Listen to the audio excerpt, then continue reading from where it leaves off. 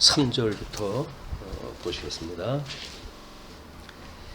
내가 너희를 생각할 때마다 나의 하나님께 감사하며 간구할 때마다 너희 무리를 위하여 기쁨으로 항상 간구함은 너희가 첫날부터 이제까지 복음을 위한 일에 참여하고 있기 때문이라. 일단 우리 5절까지. 어떤 사람은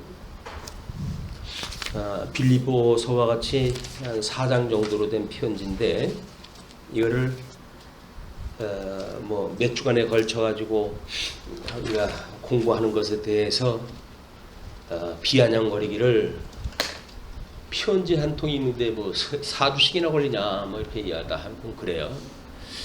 어떻게 보게 되면 설득력이 있는 것 같습니다.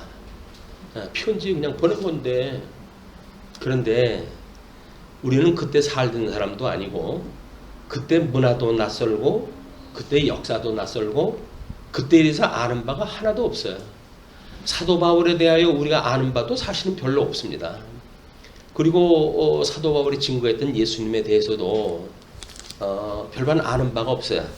그렇기 때문에 그렇게 형식적이고 합리적인 지적은 별로 성도들한테 덕이 되는 일이 아니다라고 생각이 듭니다. 물론 뭐 한두 절 성경을 읽고 우리가 자기 마음대로 성경을 떠드는 사람들한테 대하여 일갈하는 그런 그 이야기일 수 있으나 평생을 살아도 우리가 상대방을 이해 못하는 것이 인간사거든요. 부부가 평생 뭐 부부연을 맺고 사는데도 불구하고 진심이 전달이 잘 안 돼요. 그런데 뭐 우리는 편지 몇 줄 읽는 걸 가지고 뭘 그러냐 뭐 이렇게 가지고 마치 아무것도 아니라고 생각을 하는 것 같이 이야기를 하는데, 우리 그 3절로부터 8절의 이야기가 은혜에 참여한 성도들의 헌신적인 동참을 감사한다고 하는 제목으로 잡아놨거든요. 적어도 사도 바울의 고난에 참여했다는 이야기고 그 이야기는 예수 그리스도의 고난에 참여했다는 이야기이기 때문에 이거는 그들이 지금 우리 사도 바울이 빌립보에 있는 성도들에 대하여 이야기한 거는 그냥 지나가는 형식적인 인사로 들어가지고는 그 진위를 우리가 알 수가 없습니다. 얼마나 진지하게 그들이 삶을 살았고 또 우리 그 어려운 삶을 살아가면서도 사도 바울의 동역을 하기 위해 가지고 전심을 다했던 사람들이에요. 근데 그 전심이 뭐 사도 바울한테 빌립보 교인들이 서운하게 생각하려면 우리들하고 그래 겨우 편지 넉 장 정도 보낼 만큼밖에 우리가 안 되냐? 이렇게 할 수도 있겠죠. 그러니까는 그걸 자기 생각을 가지고 비하한다든지 이러는 거는 또 그 지혜로운 일이 아닌 것 같아요. 우리가 성경에 빌립보서가 비록 뭐 4개장으로 되어져 있지만 얼마나 우리들을 뭐 향하시는 하나님의 뜻을 분별하는 데 있어서 매우 중요한 이런 그 성경이라고 보여집니다. 특히 옥중에 있다고 하는 우리가 가운데 옥중에 갇혀져 있는 바울이 편지를 썼다. 옥중에 갇혀져 있는 사람들을 빌립보 교인들이 아유 뭐 지 이러다가 그렇게 된 거지 뭐 내가 알 바가 뭐냐 뭐 이렇게 생각하는 사람들은 아무도 없을 거예요. 적어도 염려하고 그를 위해서 기도하고 이렇게 했을 터인데, 그렇다고 한다면 그들이 그렇게 바울의 고난에 대한 참여했다고 사도 바울이 이야기할 정도의 이런 거 성도라고 한다면 우리가 성경 한 절도 허투루 볼 수가 없는 거예요. 이걸 허투루 우리가 볼 수가 없는 겁니다. 그래서 사도 바울이 뭐 생색을 내기 위해서 편지를 쓴 것도 아니고 진심을 다해가지고 자기 고난에 참여했던 빌립보 교인들이 했기 때문에 지금 3절에서 내가 너희를 생각할 때마다 나의 하나님께 감사한다 라고 했던 그 이야기가 그냥 의례적인 인사말이 아니에요. 물론 우리가 1절, 2절 지난 시간에 또 한 20여 분간에 걸쳐서 이야기를 했지만 그런 그 일들이 편지를 쓸 때 의례적으로 썼던 그런 건 문구일 수는 있어요. 그러나 사도 바울이 적어도 빌립보 교인들한테 이 편지를 보내는 인사말은 그냥 의례적인 게 아니다. 지나가는 말로 우리가 그냥 익숙해져 있는 시체 말로 뭐 이렇게 되어지는 게 아니라 전심을 담아가지고 표현을 했다. 거기서 우리가 진의를 읽어내는 일이야말로 정말 우리 주님 앞에 마음이 가난한 자들의 자세가 아닌가 뭐 이런 생각이 들어요. 사도 바울은 너희를 생각할 때마다 나의 하나님께 감사한다고 그랬거든요. 우리가 쉬지 않고 기도하는 것이 그리스도 안에서 우리를 향하신 하나님의 뜻일진데, 우리 사도 바울의 어디에 어떤 형편에 있든지 이 빌립보 교인들만 생각을 했겠어요. 자기가 전도에 그 씨앗을 뿌렸던 모든 것 또는 그들에게 복음을 증거하다가 함께 선한 일에 참여했던 사람들, 이런 사람들이 다 그런 생각을 할 때죠. 생각을 했죠. 그러나 그 생각할 때마다라는 이야기는 그런 여러 교회들을 두루 생각할 때에 빌립보가 그 중에 한 장의 어떤 인사말을 들을 수 있을 만큼 기억의 한 페이지를 장식하고 있다는 거죠. 아마 이런 우리들이 어떻게 생각하는가에 대한 문제는 상대방은 아무 상관없어요. 본인의 행복입니다. 본인의 행복이에요. 바람이 분다라고 하는 연속극이 어저께 종방을 했다 했는데, 기억 상실을 해가는 남자와 그 옆에 있던 아내와의 그런 심리적인 그런 그 상황들을 잘 엮어가지고 이제 설명을 했던 내용인데, 대체적으로 기억을 상실하지 않은 사람들의 이야기가 그렇습니다. 너는 나를 잊어버려도 괜찮아. 왜냐면 내가 너를 기억하고 있으니까 이렇게 이야기를 해요. 내가 너를 기억한다는 이야기는 기억하는 사람의 기쁨이고, 기억하는 사람의 추억이고, 기억하는 사람의 가치예요. 그것이 가치 없지 않으면 기억할 필요가 없어요. 그냥 다 지워버리고, 골치 아픈 거 다른 것도 골치 아픈데 그런 걸 기억에다 남겨둡니까? 근데 기억에 남겨둔다는 이야기는 그만큼 자기의 어떤 가치를, 추억을 가지고 있었고, 자기 삶에서 일정 부분 시간을 함께 보냈던 사람이기 때문에 그 사람에 대한 이야기를 그렇게 표현한 것이 아닌가 이런 생각이 듭니다. 그래서 잊어버린 사람은 생리적인 질병으로 해가지고 기억을 상실할 수가 있죠. 그러나 멀쩡한 사람은 과연 어떻게 할 것인가에 대한 문제는 그 사람의 몫이에요.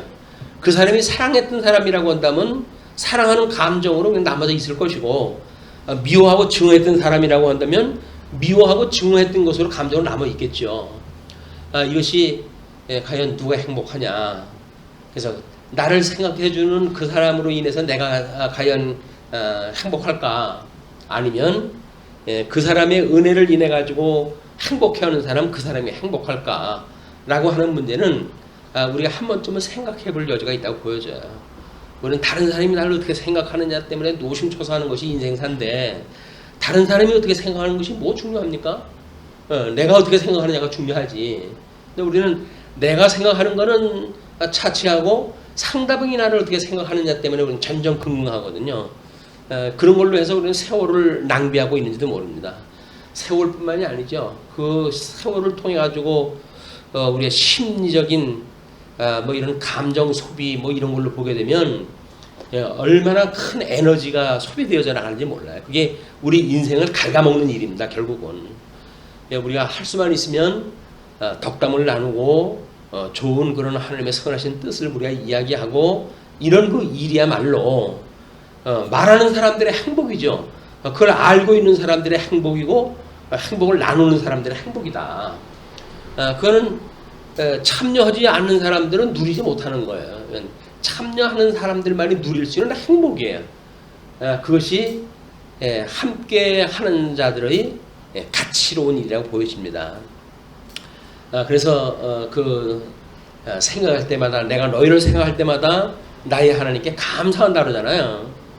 감사는 아니 뭐 빌립보 교인들을 갖다가 생각할 때 감사해야 될 이유가 뭐예요? 그 뒤에 설명하기를 그럽니다. 간구할 때마다 너희 무리를 위하여 기쁨으로 항상 간구하는 게 있대요. 항상 기뻐하라고 그러는데 그렇게 생각할 때마다 항상 기뻐하고 그걸로 간구하는 것이 있다고 그러는데 그것이 바로 뭐냐면 너희가 첫날부터 이제까지 첫날이라고 하는 것은 사도 바울이 아시아 지역에 복음을 증거하려고 하다가 성령의 인도함을 받아가지고 유럽으로 떠나게 되어지는 첫성에 이른 지역입니다. 우리 첫사람의 그 어떤 감정은 남다르지요. 사도 바울이 유럽의 첫 지경을 넘어섰고 그래서 정말 이 성령이 임하시게 되면 너희가 권능을 얻고 예루살렘과 온 유대와 사마리아와 땅끝까지 이르러 나의 증인이 되리라고 했던 그 약속의 말씀이 자신을 통해 가지고 아시아 지역에서 유럽으로 건너가게 되어지는 놀라운 그 체험을 갖다 했던 우리 바울로서는 이것이 여사로운 그 일이 아닙니다. 여사로운 일이 아니에요. 빌립보 지역의 그 이스라엘 사람들, 그 이제 유럽 지역이기 때문에 그 유대인들의 회당조차도 없었던 지역이에요. 거기에 발걸음을 들여놨고 거기에서 복음을 전하려고 하다가 조력자를 하나님께서 붙여주심을 경험을 했고 그걸로 인하여 첫성에 첫 교회가 세워졌다는 이야기는 남다른 그 생각을 가지고 있는 바울이기 때문에 이가 지금 이야기하는 첫날부터라고 하는 그런 그 이야기는 그냥 뭐 예수님 믿고 그때로부터 이런 그 의미가 아니죠. 역사적으로 그런 맥락을 가지고 있다. 이거는 첫날부터 이제까지 복음을 위한 일에 참여하고 있기 때문이다. 복음을 인하여서 복음을 위해 가지고 참여하는 일은 예수 그리스도의 고난에 참여하는 일이에요.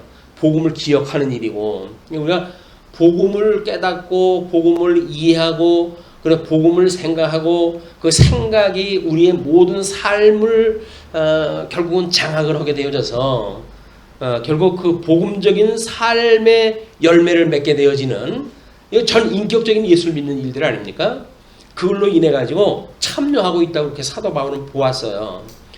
자기가 복음을 전했던 지역에 이런 아름다운 열매를 맺는 일이 얼마나 귀했을까 뭐 그런 생각이 듭니다. 이것이 복음을 전도하는 사람들이 전도자를 위해 가지고 뭐 끊임없이 기도를 갖다 하고 중보의 역할을 감당하려고 그렇게 애를 쓰고 하는 그 이유이기도 해요. 우리가 한 사람 영혼을 위해 가지고 뭐 구령 사업을 한다는 등 뭐 그런 그 입장에서 하지만 자기 하나로 인해서 복음이 지금 지경을 넓혀지고 있고 한 사람의 인생이 바뀌어져 가는 그거를 자기로 인해 가지고 시작되어진 일이거든요. 그것의 가치를 여기지 못한다는 이야기는 이거는 그냥 형식적인 삶으로 우리가 살아갔다는 것밖에 이야기 안 돼요.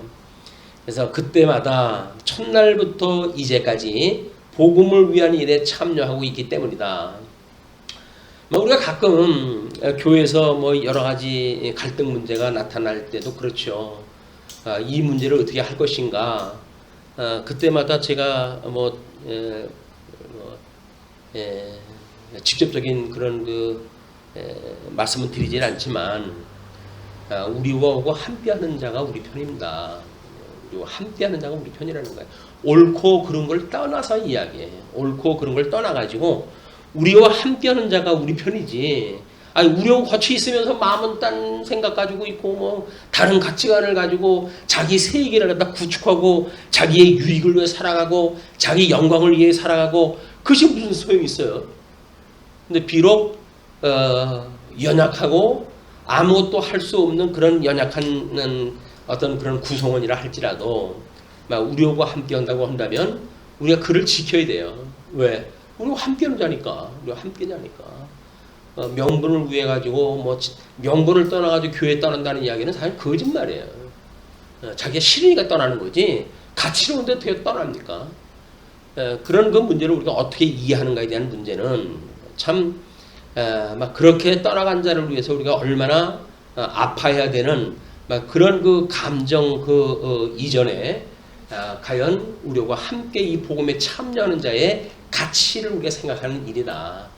가까이에 있는 사람을 우리 돌보지 못하면서 떠난 사람을 갖다 우리가 뭐 이렇게 생각을 한다든지 그거는 물론 우리가 뭐 같은 시대에 살면서 이럴 수도 있고 저럴 수도 있죠. 그러나 우선을 이야기한다고 한다면 나예요.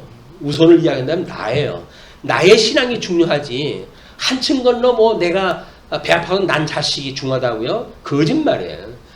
인간은 어쩔 수 없이 이기적일 수밖에 없습니다. 그런데 신앙도 마찬가지예요. 신앙도 자기의 신앙이 우선이지 자기의 신앙을 버리면서 다른 어떤 자기의 자식을 위해 가지고 신앙생활을 한다? 거짓말이에요. 그만 놓고 우리가 나로부터 시작되어지는 거지요. 성령이 임하시게 되면 예루살렘, 유다, 사마리아 땅끝이라고는 지경이 넓혀진다는 이야기는 지어져가는 성전으로서 우리가 내 안의 성전이 건강하게 세워져 간다는 이야기가 지경을 넓혀간다는 이야기지. 내 안의 성전이 허물어져 가고 있는데 무슨 교회를 이야기를 하고 다른 사람의 성전에 대해서 우리 염려를 하고 그럽니까? 우리가 정말 솔직하게 들여다봐야 될 것은 우리의 심령 상태를 들여다봐야 된다. 끊임없이. 내가 지금 어떻게 신앙생활을 하고 있는지가 중요하다. 이걸 놓치게 되면 우리는 허망스러운 생각을 가지고 살아가요. 나하고 상관없는 그런 신앙생활에 얽매여가지고 시간 소비하고 세월을 우리가 소진하게 되어진다. 우리가 강구할 때마다 그렇게 기뻐할 수 있는 사도 바울의 이런 어떤 성령의 충만함은 지금 옥에 갇혀져 있다라고 하는 전제가 기쁘지 않으면 일을 못합니다. 그래서 우리 주님이 가르쳐주신 기도와 사도 바울의 그 기도를 비교해 볼 수 있게 하기 위해서 그 표를 갖다 하나 만들어 가지고 드렸어요. 물론 기도의 내용을 보게 되면 주기도에 있는 내용들이에요. 근데 이제 성경 개론에 대한 전체적인 걸 맥락을 이야기하기 위해서 일단 개론 전체를 갖다 소개를 갖다 해드렸고 우리가 1장 29절부터 30절에 세 번역으로 보니 이렇게 써져 있어요. 하나님께서는 여러분에게 그리스도를 위한 특권, 그 그리스도를 위한 특권이라는 것은 즉 그리스도를 믿는 것뿐만 아니라 또한 그리스도를 위하여 고난을 받는 특권도 주셨습니다. 고난을 받는 거 특권이래요. 예수님을 위하여 고난을 받는 것은 아무나 받을 수 있는 게 아닙니다. 특권이에요. 하나님의 특별히 주신 우리한테 주셨던 그런 권능이라는 이야기죠. 성령이 임하셨다고 하는 권능이에요. 그걸 우리가 얼마나 우리가 깨닫고 살아가는가가 우리 환난에 대처하는 우리의 자세이기도 하겠죠. 여러분은 내가 하는 것과 똑같은 투쟁을 벌이고 있습니다. 사도 바울은 지금 옥에 갇혀져 있어요. 근데 사도 바울은 옥 바깥에 있는 그런 빌립보 교인들한테 나하고 똑같은 투쟁을 벌이고 있다고 그렇게 이야기를 합니다. 왜? 지금 동역을 하고 있으니까 사도 바울의 그런 옥에 갇힌 거를 뭐 그렇게 안타깝게 생각을 해가지고 뭐 필요한 거를 보충을 하고 뭐 이런 일들을 하기 때문에 동역을 한다는 이야기거든요. 그것이 지금 똑같은 투쟁을 벌이고 있다고 이렇게 이야기를 해요. 여러분은 내가 그렇게 하는 것을 보았으며 내가 그렇게 하는 것을 지금 소문으로 듣고 있습니다. 이거는 사도 바울의 일을 내가 직접 당한 일이 아니라 할지라도 이미 복음을 통해 가지고 듣기로 하고 편지를 통해서 듣기도 하고 때로는 들리는 그 함께 참여했던 자들에 의해서 소문을 듣기도 하고 이렇게 하고 있기 때문에 그런 그 일로 인해 가지고 사도 바울과 함께 지금 동역의 길을 걷고 있다. 지금 이렇게 이야기를 하는 거죠. 그래서 그렇게 참여하고 있기 때문인데 6절로부터 우리 8절 마저 보시게 되면 너희 안에서 착한 일을 시작하신 이가 그리스도의 예수의 날까지 이루실 줄을 우리는 확신하노라. 이것이 소위 말하는 우리 초림으로부터 재림의 그리스도의 사역이에요. 우리 예수님께서 초림을 갖다 하시고 나중에 재림을 갖다 하실 터인데 이때까지는 우리가 말세라고 이렇게 이야기합니다. 말세. 세상 끝에 그 세상이라는 이야기죠. 우리 예수 그리스도의 초림 이 사건으로부터 재림의 사건까지 우리가 예수를 그리스도로 믿게 되어지는 것, 이것이 말세지만의 우리들의 믿음이에요. 이것이 지금 그 6절에서 이야기한 것처럼 너희 안에서 착한 일을 시작하시니, 그러니까 지금 예수님이 오셔가지고 복음서에서 지상 사역을 다 하셨고, 그리고 지금 천상 사역을 하는 것이 서신서의 이야기 아닙니까? 우리 사도행전에 이야기했던 것처럼 성령이 오시게 되면, 왜죠? 성령이 오시게 되면 너희가 권능을 얻고, 이렇게요.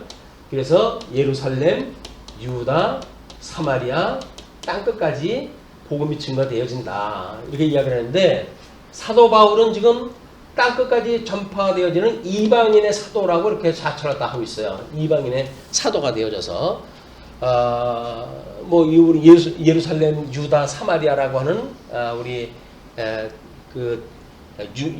이스라엘의 그런 그 지역이 아니라 그 지역이 넘어선 이방인에까지 복음이 증거되어지는 일을 지금 사도 바울이 감당했다 했는데, 이 땅 경계 아시아 지역을 그 순회를 갖다 하다가 그 다음에 이 땅이라고 하는 그거는 지금 뭐 아시아로부터 해가지고 유럽으로 해가지고 이렇게 복음이 증거되어지는 그런 그 어간을 이야기하고 했죠. 첫성이라 해서 아시아의 첫성. 우리 이것이 빌보의 그 지역을 갖다 소개하는 내용이란 말이에요. 이때 사도 바울이 다른 사람들은 거기서 복음을 증거할 수 없는 그런 척박한 상황인데도 불구하고 복음을 증거했고, 그때 사도 바울을 영접한 사람들이 있어요. 복음을 받아들인 사람들이 있어요. 아마 그때 그 사도 바울의 놀라웠던 경험은 이렇게 많이 유대인의 회당이 있어가지고 이렇게 알만한 사람들이 있고, 이렇게 했던 사람은 또 다를 것이 아닌가, 이런 생각이 듭니다. 그래서 우리가 생무지 같은 사람에게 복음을 증거한다는 이야기는 그거로서 또 가치가 있어요. 기독교에 지금 가나안 성도라고 해가지고 교회 성도가 떠났던, 교회를 떠난 성도들을 어떻게 불러 모으느냐라고 하는데, 우리가 또 포커스를 맞춰가지고 하시는 분들도 있지만, 우리가 새로운 사람에게 복음을 증거하는 일은 그만큼 중요하다. 이건 죽었던 자를 살리는 일이거든요.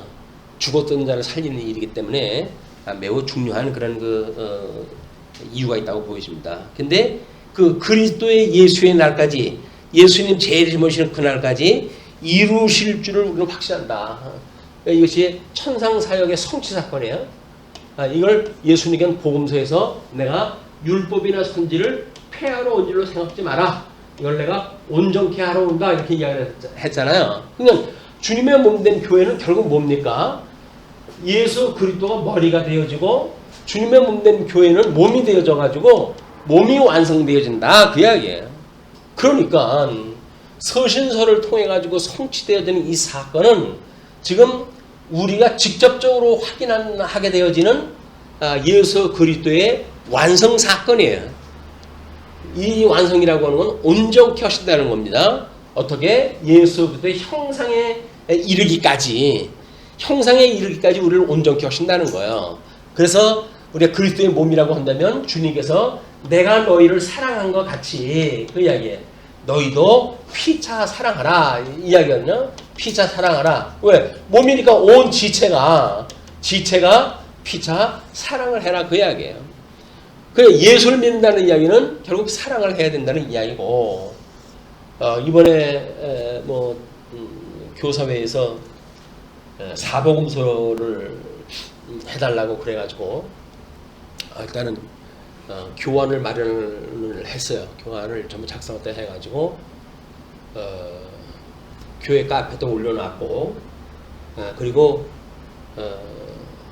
카톡의 스토리 방에다가 그 연결 갖다 시킬 수 있도록 해놨거든요. 지금까지 들어오신 분이 한 분밖에 없는 걸로 봐가지고는 한 분만 들어온 것 같아요. 다른 분은 하나보다 안 오고 모르는지 신경도 안 쓰고 이제 그러시는 것 같지만, 그러나 저는 다들 전 준비를 갖다 해야 되니까, 그래서 거기다 제가 예수 그리스도를 모르고 뭔 사랑 타랑을 하냐 그런 이야기를 했어요. 우리가 사랑을 모른다는 이야기는 예수 사랑을 모른다는 이야기거든요. 예수님이 우리를 위하여 십자가에 못 박아 죽으셨다고 하는 그 사건을 사실은 우정 잊어버리고 있거나 아니면 뭐 우리가 간과하고 있거나 이렇게 하는 것이 아닌가 이런 생각이 들어요. 지체에 대한 이런 그 감정은 결국 예수부터 아는 것만큼 이것이 나타날 수밖에 없는 겁니다. 예수님이 온전케 했다라고는 율법 이걸로 해가지고 결국은 우리가 모든 그 사랑은 율법의 완성이라고 이렇게 설명했다 하는 걸로 해가지고 서신서가 소개되어지고 있기 때문에 우리가 그리스도의 몸으로 살아가는 우리의 성도들의 연합, 뭐 지체가 됐든 공동체가 됐든 유기체가 됐든 이런 그 교회 생활을 어떻게 할 것인가. 감각적으로 와닿질 않아요 이게. 성도를 사랑한다고 하는 그런 그 의미가 감각적으로 와닿지는 않습니다. 그러니까 뭐 어떻게 세상 믿지 않는 사람한테 밥 퍼주고 사랑한다고 이야기를 할 수밖에 없고, 과연 우리가 사랑이라고 하는 사랑의 하나님이 사랑이라고 하는데 그 하나님을 소개하는 것이 사랑이지. 물론 뭐 거기서 뭐 그 사람들이라고 복음을 외친 거지 않겠습니까? 많은 우리가 그리스도의 온전한 설명만큼 우리의 사랑을 알 수 있는 방법이 없다. 그래서 복음서를 거쳐가지고 이제 뭐 사도행전서부터 나갈 것 같은데 내가 남은 거는 이제 사도행전 한 번 할 테고 그리고 로마서를 갖다 하고 저는 이제 멈추게 돼요.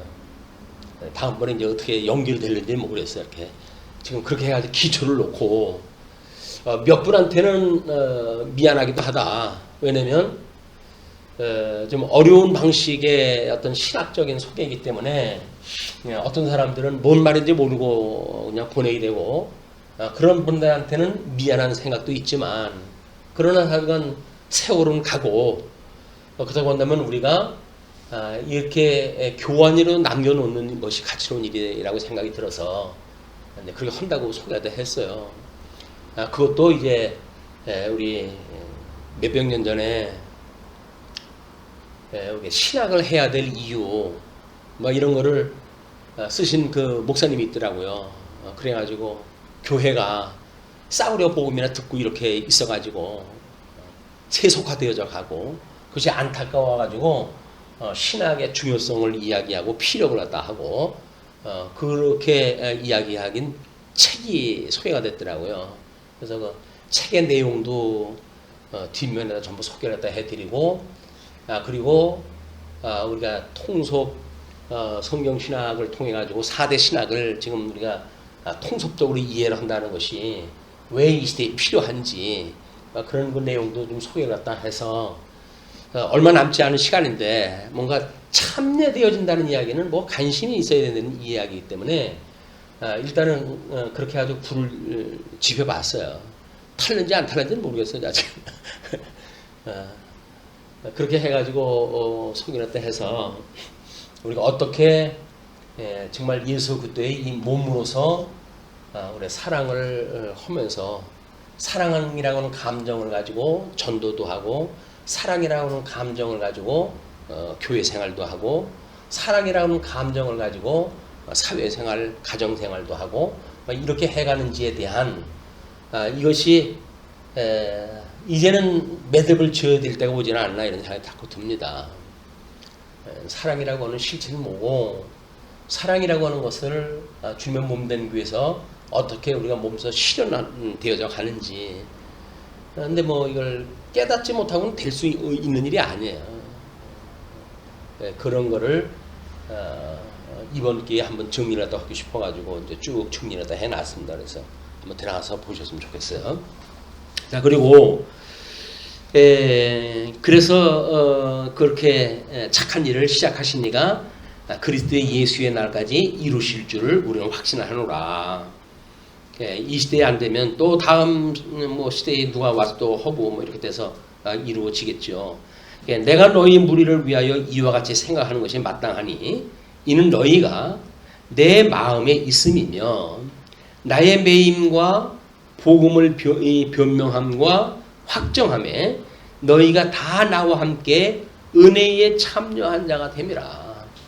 이게 이제 공동체 의식이에요. 우리 지체 의식이고 한 몸을 이루겠다고 하는 은사의 실현을 우리가 어떻게 해가는가에 대한 문제겠죠. 그래서 우리 로마서에서 영적 예배에 대한 그 이야기를 했을 때 하나님의 선한 뜻을 분별하는 것, 이건 물론 성경 공부를 통해서 이건 확인하게 되어지는 겁니다. 이건 이성적 이해로 가능한 것들이에요. 그러나 이걸 가지고 우리가 어떻게 분량만큼 생각을 했다 하는지, 이건 믿음에 대한 이야기입니다. 믿음에 대한 이야기. 이거는 우리의 감성, 우리 전 인격에 대한 이런 걸로 확장되어지겠죠. 분량만큼 우리가 믿고 그리고 그걸 감정적으로 사랑이라고 하는 감정을 믿고 그리고 하고 살아갈 수 있는가에 대한 문제입니다. 그것만큼 이제 우리가 은사 실현이 되어지는 것, 이것이 하나님의 뜻을 실현하는 의의 열매로 우리 나타나는 거죠. 우리 믿음의 분량이 각자 다르기 때문에 우리 의의 열매를 맺게 하시는 주님께서 그냥 분량이 많은 은사 실현하기 하실 거예요. 우리가 이 좋은 말씀을 듣고 그럼에도 불구하고 믿음이 적다고 한다면 그럼 그렇게 어쩔 수가 없는 거지요. 그러나 우리가 이제 이 선한 뜻을 깨닫는 일에 이렇게 우리가 다른 교회와는 다르게 좀 진일보되어져 있는 통전적인 이해와 또 4대 신학에 대한 통섭이라고 하는 이런 개념과 이런 걸 알고 있는 우리의 뜻분별은 일단 믿음의 분량은 어쩔 수 없다 할지라도 이 이성적 판단은 남다를 이유가 있는 거예요. 그걸 가지고 세상 일도 골치가 아픈데 이렇게 이야기하는 사람들은 사실 하나님의 뜻을 우리가 깨닫고 그걸 경외하는 것이 인생의 본분인데 그 본분을 마다하는 사람들한테 할 얘기가 없습니다. 그러나 지금 빌립보서의 그 교인들을 사도 바울은 우리 그런 그 사도 바울의 복음을 증거하고 지금까지의 동참을 갖다 하고 있다는 겁니다. 온 삶이 그쪽으로 지금 뭔가 이렇게 하나로 모이고 있다는 거거든요. 그걸 사도 바울은 중요하게 생각하는 겁니다. 그래서 돈 몇 푼 보내준 사람이 있기 때문에 그 사람한테 대신해서 그런 어떤 그 상업적인 그런 그 일은 아니에요. 그래서 내가 너희 무리를 위하여 이와 같이 생각하는 것이 마땅하다. 이는 너희가 내 마음에 있음이며 나의 매임과 복음을 변명함과 확정함에 너희가 다 나와 함께 은혜에 참여한 자가 됨이라. 사도 바울이 그 마음에 두고 있다는 이야기는 그만큼 소중한 우리 하나님의 지금 이걸 편지로 써냈으니까 하나님의 말씀으로 드러난 거 아니겠어요? 이게 하나님의 말씀으로 드러난 거죠. 지금 그 후세에 사는 사람들은 그것이 하나님의 말씀으로 지금 우리가 읽고 있으니까 그것이 당대에는 뜻을 깨달았던 사도 바울의 그런 사랑이라고 하는 그런 맥락으로 참여가 되어졌고 거기에 동참했던 그런 그 피자 사랑이라고 하는 바울과 그 다음에 빌립보 성도들과 이것이 지금 하나의 그런 사랑 관계를 지금 이루고 있단 말이에요. 그 사랑 관계가 과연 무엇인가를 빌립보서를 통해서 우리가 확인하는 일은 예수 그리스도와 우리와의 사랑 관계를 확인하는 일이고 또 주님의 몸된 교회의 성도들 간의 사랑 관계를 확인하는 자리매김이 될 거라고 믿게 되어집니다. 자, 그래서 내가 예수 그리스도의 심장으로, 그 심장은 그 예수 그리스도의 십자가에서 못 박아 죽음을 당하시기까지 하나님의 뜻을 위해서 또 예정되어진 자를 사랑하는 마음으로 죽게 되어진 그런 심장으로 너희 무리를 얼마나 사모하는지 하나님이 내 증인이시다. 하나님이 증인이에요. 우리 하나님께서 지금 성령을 보내주셨으니까 성령의 뜨거운 역사가 이렇게 이루어가고 있는 거 아닙니까? 그러니까는 하나님이 증인이다 그 얘기예요. 성령을 통해 가지고 지금 이게 역사가 일어나고 있으니까 이건 성령께서 해가시는 일이죠. 하나님 성부 하나님의 우리가 뜻을 우리가 이렇게 깨달았다고 한다면 성자 하나님을 믿는 우리 예수 그리스도 성자 하나님이신 예수 그리스도를 믿는 믿음만큼 이게 진행이 되어질 건데 이건 성령 하나님에 의해 가지고 우리가 교감되어진다. 믿음의 분량이 드러나고 실현되어지고 열매로 나타난다. 열매로 나타나는데 열매. 성령 하나님의. 지금 사도 바울은 이 열매를 보고 있는 거예요. 빌립보 교인들의 그 열매를 보고 있고, 그리고 그것은 예수 그리스도의 고난에 참여하는 일이었고, 그거를 열매로 사도 바울과 그 빌립보 교인들이 그 열매를 함께 맺어가고 있다. 그것이 은사의 실현이죠. 빌립보 성도들은 뭐 바울에게 뭐 필요한 연보를 갖다가 보내기도 하고, 때로는 신방을 갖다가 이쪽으로 해야 사람을 보내가지고 안부를 묻기도 하고, 바울은 끊임없이 이 복음을 전하고기도 하고, 이런 그 일들이 교류가 되어지고 있단 말이에요. 자, 그러면 이제 9절로부터 11절까지 의의 열매로 하나님의 영광과 찬송되기를 구한다고 이렇게 이야기를 합니다. 내가 기도하노라. 예, 이 기도는 우리 주기도문으로 우리 비교를 다 해가지고 어디 위치에 있을까 이렇게 잘 한번 비교를 다 해가면서 보세요. 내가 기도하노라. 너희 사랑을 지식과 모든 총명으로 점점 더 풍성하게 하사, 이건 하늘에서 이루어진 하나님의 뜻이 이 땅에서 이루어지고 있는 거예요. 그렇게 하사 너희로 지극히 선한 것을 분별하며, 뭐 이 지극히 선한 거라고 하는 것은 하나님의 이름이 거룩하게 여김을 받으시는 거고, 하나님의 뜻이 이 땅에서 이루어지는 것일 수도 있겠죠. 그런 것을 분별하며 또 진실하여 허물 없이 그리스도의 날까지 이르고, 허물 없이 그리스도의 날까지 이른다는 이야기는 뭐예요?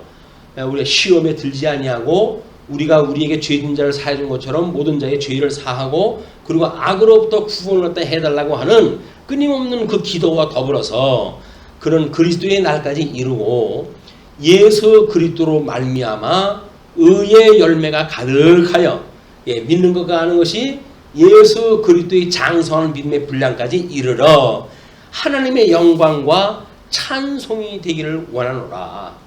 하나님의 영광 선포 뭐 이런 거를 하나님의 절대 주권에다 이야기 갖다 해가지고 이런 그 어떤 우리 성도들의 은혜에 대한 것 또는 뭐 구속에 대한 것 이런 걸 표마했던 것이 얼마나 이게 이중적인가를 볼 수가 있죠. 지금 이렇게 해가지고 의의 열매가 드러나는 게 뭐라 그래요? 사도 바울은 이렇게 하는 것이 결국은